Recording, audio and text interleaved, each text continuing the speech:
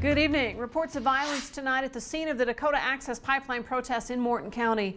Protesters say police were being too forceful, using beanbag guns and pepper spray. On the other hand, authorities say there are at least 2 incidents in which protesters fired shots.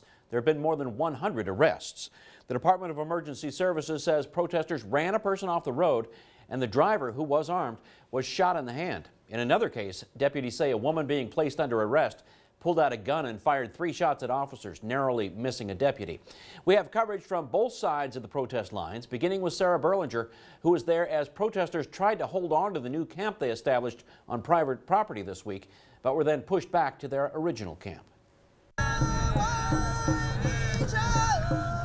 Protesters locked arms and sang songs to defend the land they claim is sacred and rightfully theirs. There's a ceremony that's taking place behind me here. This is the way that we want to be. We want to be here in prayer and in peace. Move back! Defend the camp!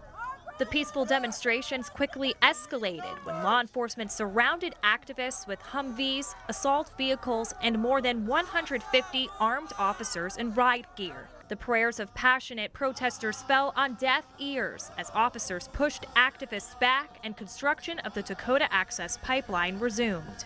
We've been here for months and they're still digging and now they're trenching and who knows what they're disturbing now, and I just want to run out there by myself, but they keep telling me not to because it's dangerous. There are armed people standing there with their guns, with their finger on the trigger, and so I feel really helpless right now. Some protesters moved away from the barricade and onto the construction site. Law enforcement has already made arrests. I come from a long line of defenders, and I just had to be here.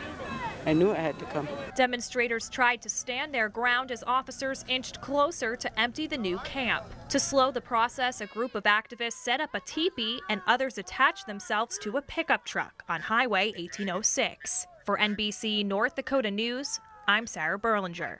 At the latest count, more than 115 people have been arrested so far.